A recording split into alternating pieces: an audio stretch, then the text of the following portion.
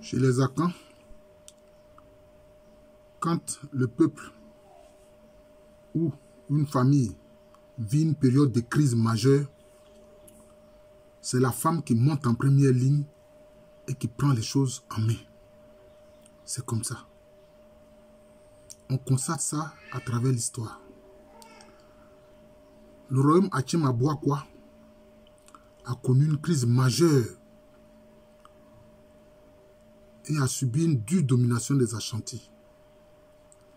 Mais les Abouakwa voulaient se libérer de cette domination des Ashantis.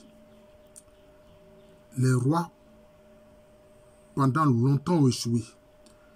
Et ça a créé de grandes souffrances. C'est la reine Dokuwa qui est montée en première ligne et qui a pu libérer le peuple Achim-Abouakwa de la domination des Ashantis. On a vu les Baoulé Assabou dans leur migration. C'était une période de crise majeure. Ils ont quitté l'Ashanti, il fallait trouver de nouvelles terres où s'installer. C'est une femme, la reine Ablapoku, qui a pris les choses en main et qui a mené le peuple Assabou sur cette nouvelle terre qui est devenue le pays Baoulé. Par exemple, chez les Ashantis, au moment de la conquête coloniale britannique, au moment de la colonisation britannique, la personne qui est montée en première ligne pour prendre en tête la résistance face à la colonisation britannique, c'est une femme. Elle n'était même pas Asantehima, c'est-à-dire elle n'était même pas la reine de l'Ashanti, mais elle était la reine du royaume confédéré de Djissou. Voilà, du royaume confédéré de Djissou, de la chefferie confédérée de Djissou. Elle était du clan Asuna. On l'appelle Ya Asantewa. C'est elle qui a pris la tête de la résistance militaire et guerrière face à la colonisation Ashanti. Dans le Sanvi, chez les Agnis Sanvi qui sont dans la région d'Abouasso, ben, c'était, disons, un peu avant le début du XXe siècle et un peu après. Mais le roi qui régnait dans le Sanvi était une très grande mollesse et manquait de personnalité.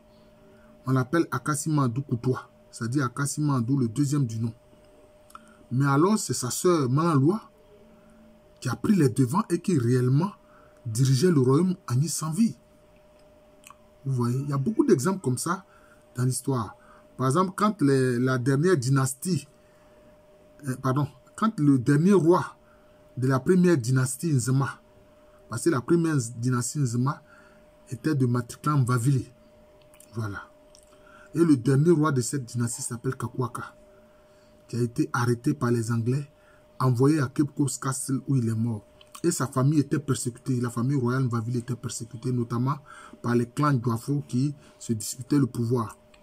Mais c'est sa sœur, la sœur du roi Kakwaka qu'on appelle Ebasokwa. C'est elle qui s'est levée pour protester et pour protéger sa famille. Pour ne pas que sa famille continue de subir la persécution des clans Dwafo qui se sont établis à Douambou et à Benyini. C'est Ebasokwa qui a fait cela. C'est elle qui a permis la survie de la famille royale Mvavili. Voilà, donc c'est ça. C'est ce constat-là qu'on fait. En période de crise, la femme Akan monte en première ligne et prend les choses en main. Même au niveau des familles, c'est ainsi.